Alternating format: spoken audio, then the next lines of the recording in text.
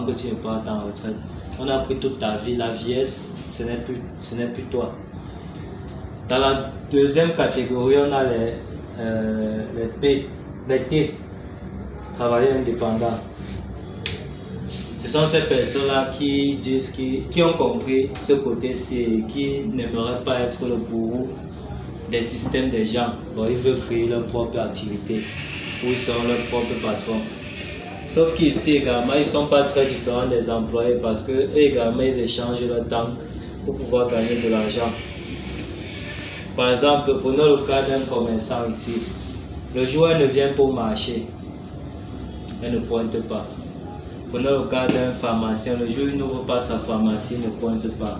Le cas d'un avocat. Le jour où il n'ouvre pas son cabinet, il ne pointe pas. Le maguida du quartier. Bon, ce sont des travailleurs indépendants comme ça, qui également ne sont pas très différents sur le côté du temps. Ça veut dire que également, il faut qu'ils soient là.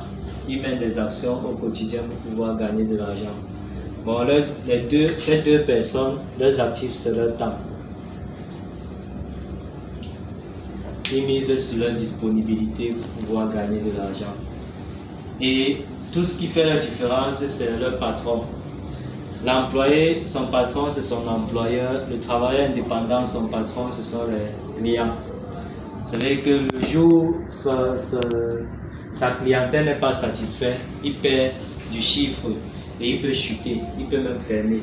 Celui-ci est même plus à risque que celui-ci parce que l'employeur, au moins, s'il respecte sa disponibilité, jour pour jour, il est sûr qu'à la fin du mois, il aura son salaire. Mais tant que le travailleur indépendant ne gère pas bien sa clientèle, il peut perdre sa clientèle et d'un moment à l'autre, il peut chuter. Dans la troisième catégorie, nous avons les B, appelés businessmen, encore appelés entrepreneurs. Beaucoup de gens croient qu'ils sont des businessmen alors qu'ils sont des travailleurs indépendants. Parce qu'il y a des gens dehors qui disent, on demande tu fais quoi, ils disent qu'ils font du business. Alors qu'en réalité, c'est un bon commerçant. Ce n'est pas parce que tu importes les types de la Chine ou bien du Canada ou bien de l'Europe que tu es un businessman, tu es un commerçant. Pourquoi? Parce que il faut forcément que tu partes au port retirer ta marchandise. Bref, tu dois toujours être le maître de ton action. Alors que le businessman, c'est quelqu'un qui mise ici à connecter les gens en fait. Son travail, c'est de connecter les gens. Lui, il n'est pas le maître d'une activité, il n'est pas à la tête d'une entreprise ou bien de son activité.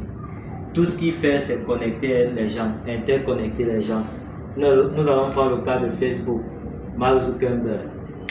Mark Zuckerberg, il a juste créé une plateforme où il a permis aux gens de se rencontrer au fait. Donc c'est tout ce qui lui rapporte de l'argent. Mettre sur pied un système qui permet de faire en sorte que les gens puissent s'échanger. Et c'est là où il gagne ses pourcentages. Nous avons Amazon. C'est une plateforme de vente de livres. C'est Jeff Bezos qui a créé Amazon. Amazon, c'est également une plateforme que Jeff Bezos a mis en place qui permet aux gens qui ont écrit des livres de pouvoir exposer leurs livres et que s'il y a un client qui est intéressé par tel livre, il l'achète sur la plateforme Amazon. Tout ce qu'Amazon gagne, c'est un pourcentage sur les transactions qui ont été faites entre le producteur du livre et le client. Vous voyez que les businessmen sont des gens qui mettent juste sur pied un système qui permet d'interconnecter les gens à satisfaire leurs besoins. Et l'actif ici, ce sont les hommes. Si on interconnecte les gens, ça veut dire que ce n'est pas notre temps qu'on met à disposition, ce sont les hommes qu'on met à disposition. Ce sont les hommes qui sont les actifs. J'aime toujours dire ici que dans les businessmen, on a deux catégories de personnes. On a des personnes qui emploient des gens et on a des personnes qui travaillent avec des gens. Et ceux qui emploient des gens, ce sont des entreprises où nous sommes pour la majorité des employés. Des entreprises où il y a 500 employés. Ça veut dire que vous êtes leur système. C'est vous qui leur produisez de l'argent. Si quelqu'un a 500 employés, ça veut dire qu'à lui seul par jour, il a ses 24 fois, les 24 de 500 employés. Et ceux qui travaillent avec des gens, c'est le partenariat. Ça veut dire que on partage des mêmes projets où quand ça gagne, ça rapporte, ça nous paye tous en pourcentage. Nous partageons le bénéfice et on continue avec le capital ensemble. Et quand on devient businessman, forcément on gagne assez d'argent grâce au volume et à la masse.